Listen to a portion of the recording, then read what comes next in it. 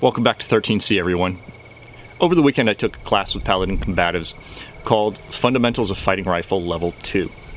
This goes hand in hand with some of the other training that I've been taking earlier this year, and just generally trying to improve my skill set. You know, I find that we spend a lot of time, money, and effort trying to find either the best rifle, the best optic, the best gear, be it a plate carrier, whatever you're going to use. But do we spend as much time actually using them and seeing just what they are capable of as well as what we are capable of? And that's why I've been doing this kind of training. It's in addition to being a lot of fun, it's also a proving ground for your gear, what does and doesn't work.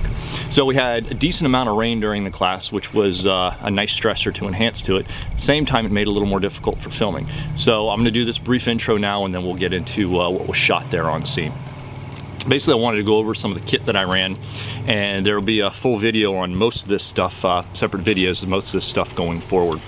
I ran this CMMG Mk4 RCE that I actually picked up earlier this week. This is my first time, Saturday was the first day actually running this rifle, more than a magazine through it just to get this Aimpoint Pro sighted in on it. The rifle itself ran flawlessly. I put 480 rounds through it that day. Generally, the class itself is rated for a minimum of 300 rounds. However, I ran through a couple of different team drills that we had with a couple extra people because we had an odd number of attendees in the class. So I would run some extra drills when we ran those, or different missions, scenarios, what have you, with them, just so I could bump up my round count and also get some extra practice. So that's one of the reasons why I went through a little more rounds than most of the other people there. Anyway, 480 flawless rounds, and with the exception of during one of our shoulder transitions where I actually put my hand back here, and it's getting a little better right now, and stuck part of my flesh into the ejector port. That was the lone malfunction that day, and it was completely user-induced error right there. So I'm gonna have a full video on this in the next week or two. So far, I'm extremely pleased with this rifle and how it's performed. I also ran some hex mags in the class, and I've run hex mags on and off for a few months. You've seen them in some of the videos. I've taken a shine to them because they run in all my rifles, which is nice. I'll probably pick up an FS 2000 at some point, and it won't run in every single AR style rifle that I have, but these work. I don't have to worry about what generation they are. I can go from you know, standard AR-15 set up like this with a CMMG, shove it in the Tavor, take it out, throw it into the Beretta ARX100, for example, and it's going to run in all those rifles. I don't have to worry about what generation of PMag it is. Obviously, this CMMG here will run any generation of PMag, but when you get into the Tavor, the Beretta ARX100, things like that, you start getting in those issues. But I digress. I'll have probably another video on this later. I ran these mags without these grip tapes on them over the weekend just to see how they would run, and they ran great, just like any other sort of polymer magazine. I didn't have any problems taking them out, stripping them, putting them in and out of pouches, even in the rain and everything being wet. I did put this on here just for illustrative purposes here today, so you can actually see these patterns better. They show up better on the camera. And I do like this grip tape that you can get from them. It's nice and rough, kind of like a little skateboard tape.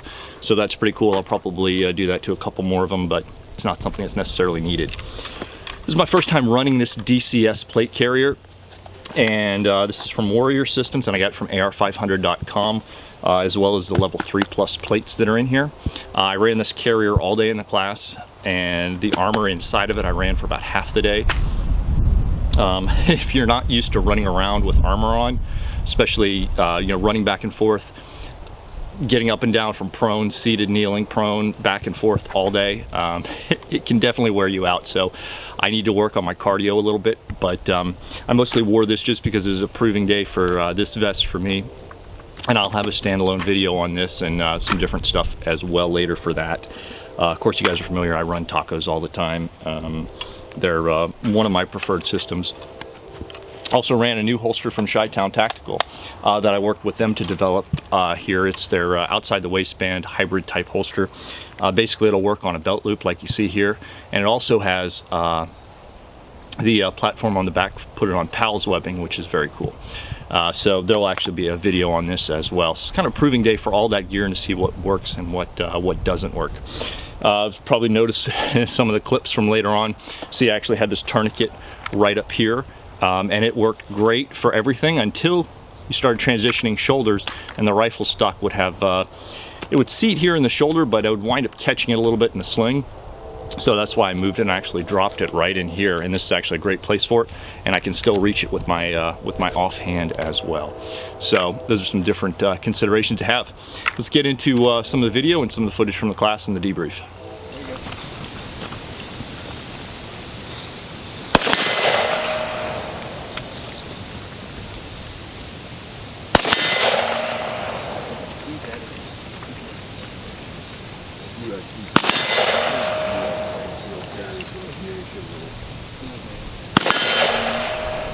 Paint gets easier. Give a good look at the writer and demonstrate.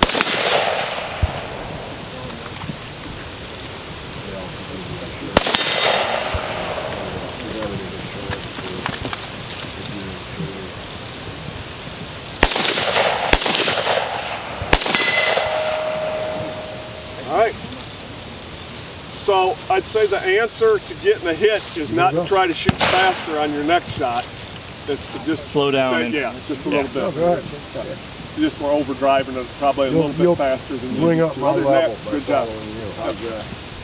So we're done here after a long day of training. We've got a little bit of break in the weather here, so we're going to try and do some stuff here. I tried to get what I could in footage here today, just in between downpours. One of these days I will get a waterproof camera for this. But I'm here with Mike Swisher, lead instructor for Paladin Combatives, as well as Josh Haines. And today we've completed a Carbine 2 class. And this is, why don't you tell us a little bit about the class? Well, this, as you said, this is level 2. We held level 1 back in July. Had 10 people come to that and quite a few repeat customers today. We sort of limited the people coming back to it to people who either done our level 1 or who have had prior carbine training of some sort before, because we got into some, I don't want to call it advanced, some intermediate tactics, and today we did some movement and other things that you want to have your grounding and your marksmanship, your fundamentals, and your gun handling down before you would come to this level class. We got into some team tactics, as you noticed at the end, and that's an area, of course, where you want to make sure everybody has their trigger and muscle discipline down pretty well. Yeah. Absolutely, it was. That's something that's really important. If you're thinking about taking classes, make sure you take those base, level 1. I don't really want to call them introductory classes, but they really are. They really have to set the stage so that when you come out, you're ready to go off the bat. Like today, we confirmed some zeros, but we didn't really spend any time on them, and we were able to get right into the material. Yeah. And I think it helped us cover a lot of ground today. I think so too. Yeah, we were able to cram enough stuff in to make it a worthwhile day, but not too much that it was. People couldn't process it. As you start stacking tasks on top of each other, you can see where at some points people would mess up their reloads or some other things because they had so many things going through their mind. If you hadn't gotten the other stuff down pat first, you would have had a tough time with that. And that's good. It's good you introduce some of those stressors. You take it up the next level as you run through it at a slower pace, and then we wind up speeding it up, and you introduce those stressors, and it really helps get you thinking, especially some of the different drills and movements that we did. Yeah, definitely. I actually I get that from Josh and a lot of people in his field. He's more of our physical combative side, and they like to pressure test everything, which is as it should be. So we're trying to do the same thing out here, which is a little tougher to do on a square range with live fire weapons. It's sort of the precursor to force on force, if you will. Yeah. And what you find too is, for a lot of people, it's not about how smart you are or anything like that. It's, people who haven't seen the material, it's not that they can't get there, but seeing it and kind of having it ingrained really helps so that these things can all flow smoothly and stack on top of each other. Absolutely. And I think we've got some good drills that we can take back. We're able to have different, like I can shoot on my own private range now, which is nice. So I can take some of these drills and take them to the next level and just continue to push them so that we have some more classes coming forward. Yeah. And that was another thing, we move into some really, like you said, intermediate pushing, starting to get toward that advanced level. But throughout the entire day, you guys were right on top of things as far as it was a very safe atmosphere. Like you said, you can only go so far on a square range, but it's definitely a safe atmosphere, and you guys do a really good job of keeping tabs on the various levels of people who come out for these classes. Thanks, Joe. Thank you. That's obviously one of the most important things you can do at a class. You want everybody, this is the way we see it. First off, we don't want anybody to go home with any extra holes in them. That's number one, right? Everything's safe. Number two, everybody learns something. And number three, everybody has a good time. I think everybody definitely had a good time today. And I think we were safe, and I think everybody learned something as well. Yeah, I think so too. It seemed like everybody picked up quite a bit, and by the end of the day, our skills have definitely improved from where we started out this morning. Yeah, and it was good. It's a little bit of rain introduced and different things helped to help to make things go, and it turns into a proving day. I brought out some different gear here today that I don't generally wear a plate carrier, but I wore one today, and for most of the day I got armory here, which introduces some more stressors in and of itself. Ran some hex mags here. This is the first day I really got the does out, throw them in the mud, whatever, and just blow them out and stick them back in. And did a good job. Not something I've ever seen before, so yeah, new to me. Yeah, I've taken a shine to the hex mags. They've really come a long way, and this is actually my first day running this rifle. This is Mk4 RCE from CMMG, and this thing was fantastic today. It didn't miss a beat. I should take that back. It missed a beat once. Apparently, we're doing transitions today, operator error. It does not take kindly to flesh inside the ejector port. So it's not ideal. With the exception of that one user-induced error, I couldn't be happier with this rifle, the way it's set up right now. So that's definitely one thing about training classes. You don't actually want to have problems with your gear, but it's the time to have it happen. And actually grab. All right, we're good. I'm worried about the wind taking that over. The time to have it happen would be during your training class. You can prove your stuff out. As we saw today, some guys did have some gear issues. Some of that will be easily sorted out, just a matter of positioning and moving stuff around. Others they're going to have to do some work on their rifles, so they don't have problems with them going forward in the future. Good time to find malfunctions and gear issues and equipment issues and all that. And the question really though is, are you going to take it back, sort it out, and fix the problem? Fix the problem and do the work and make sure it's never going to happen again and use it as a learning experience, or is this just you make a quick excuse, you spray some more lube on it, and you call it good until the next class when it happens again? You act like you've seen that before. Once or twice. Okay. Unfortunately, that can definitely happen. Otherwise, I think it was a great day. We worked not just with the rifle, we did some pistol transitions, and again, today was another testing day for me. I got been working on some custom holsters with Chi-Town Tactical, and one of the guys out of there, Ken Smith, and he developed a new holster here for me that actually really works well for transitioning from a belt, not just a regular size belt like I'm wearing right now, being able to put on some Pals webbing as well and run it on a battle belt. And very cool. It's one of the things I think just being out here doing this stuff, running a plate carrier, I think for me is better than the battle belt or war belt, whatever you want to call it, just because this is much more secure for me. I think we were talking about this earlier. When you're dropping into prone, you're dropping quick, you're jumping back up, that belt bounces. Even though it's not really moving on you, it's mentally, you feel it flop, no matter how tight you've got it, you're going to feel it flopping around. It's just one of those things where you're like, did something just fall off? And it distracts you from what you're doing. Yeah, I pushed really hard to try not to do the plate carrier. I mean, I'm not a war fighter, I'm just a regular guy, and the guys over fighting the wars, they have them for reasons. They're in and out of vehicles, right? It makes sense for them, but for a long time, when people want to carry heavy weight, they're carrying it on their hips. And so I really tried to make that work with, all the mags on and a nice padded battle belt and suspenders and everything, almost like the old web gear. Right. And just as much as I tried, I just couldn't make it work. And now I'm back to a plate carrier, and it's comfortable, and I like it. I don't want to like it, but I don't, I think they're good for a reason, and I'm going to stick with them for now. Until something changes. So it is, and even with at least half the day out here wearing these level 3+ AR 500 plates, it's some extra weight, but it's manageable. And and then it lets you know what you're capable of. When you're running back and forth on some of these drills, it's of course it wasn't 90 degrees out here. No, today. it wasn't. You might have a different opinion when it's hotter, but I agree with you. I mean, today is just, other than the rain, 60-ish degrees. It's pretty good. Good day for training. Very good. Anything else you guys want to kind of cover that I may not have talked about your classes? I know you've got more stuff coming up. Where can people find you at? Well, they can find us at PaladinCombatives.com. Josh here runs our website for us, and we try to get back to questions right away. We'll be working on our 2016 schedule soon. I would say our most popular class is our Managing Confrontations class, which if you look at it in the hierarchy of self-defense things, rifle, even though we love it, sort of falls way down here on the far end, right, of stuff maybe not needed that much. Our Managing Confrontations class, I'll let Josh real quickly describe it, but that's been our most popular class, and I have to say probably our most useful class for everyday life. If you want to tell them a little bit about what that is. Yeah, sure. Kind of where it came from. So kind of where we have to start, like it or not.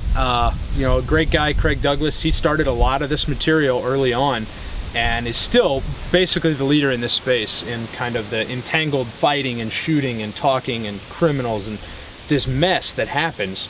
And you know, taking a lot of classes with Craig and got a lot of respect for him. And one of the things that kind of hit me was that kind of muck module, the Managing Unknown Contacts that he developed for talking and dealing with criminals and understanding situations. It's bar none the best module out there. If I could teach anybody one thing, it would be the 2-hour muck module from Craig.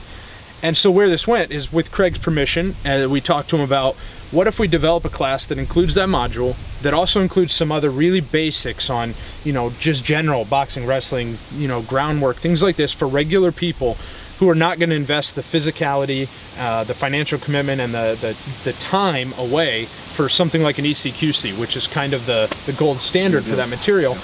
But I think Craig himself would admit it's not for everybody. There's some people that are never going to be able to put themselves in that kind of position.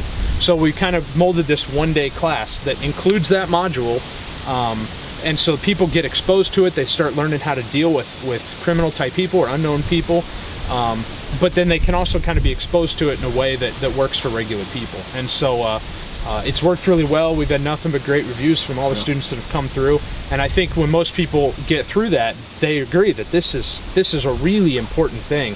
And I think if that message can get out there, then so much the better. And that's kind of what our Managing Confrontations class does.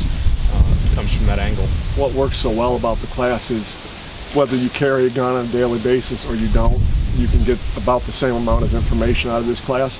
But we set it up in such a way that it works for both people. Do you want to talk about anything else? Yeah, just real quick, Josh was reminding me, we're going to be working on for next year an appendix carry workshop. It's as of late, it's been a controversial carry position. There are safe ways to do it. There are efficient ways to do it. It's not the best method of carry for everybody, of course, but I think it's a very viable method of carry for a lot of people. For me personally, it works very well for my lifestyle. We're both quite experienced with it, and we're working up we're not sure if it's going to be a full day yet or a half day, but for those who are interested in it and who just have shoved an appendix or any type of holster into the front side and think you're appendix carrying, you're not necessarily, okay? There's a little bit more to it than that. But again, it can be done safely and efficiently, and we'd like to help people out with doing that. Not that it's a public service, but we'd like to see people not hurting themselves. And the other thing, right? one other quick thing is that if you look at Mike and I, we're kind of the spectrum. Yeah, a little bit different build. Mike's a skinny guy, and he does appendix a certain way, and I can't make that work. But I've found a way to make it work for me, and it's a different setup. But you can pretty much get it to work for anybody with the right kind of tweaks and the right holsters and information. So very cool. I think I could actually be a type of public service, only because, and I've commented on the channel before, you guys know I appendix carry, but I always give it the caveat when I review holsters or whatever, that you know, it's to me it's an advanced level of carry. You don't, if you're going to have a negligent discharge, it could wind up being fatal if you're carrying in that area. So it's one of those things where, you know, especially get a class like this. Sounds like, you know, we've worked a little bit before on appendix carry, because as you guys know, I appendix carry all the time now, and you know, to have that kind of training is crucial if you're going to decide to carry that way. Agreed. Thanks a lot for this, Joe. Appreciate it. And, absolutely. Glad Thanks you for could having come us out today. It was a lot of fun. It was a blast. I enjoyed it. Great class, great students as usual, and the weather held out for us. Yeah. All right. Oh, cool. All right, I'm going to put links down below to PaladinCombatives.com. You've got a Facebook page as well. Appreciate that. And you can find us, of course, facebook.com/gun reviews. Instagram, we're at 13C Gun Reviews, and of course 13cgunreviews.com. We'll put all those links down below to different classes and your website and Facebook page and everything we've talked about here today. Great. Thank you very much. Great. Thanks a lot, guys. I appreciate it. Yep. Thank you, Joe. We'll see you next time. See you then.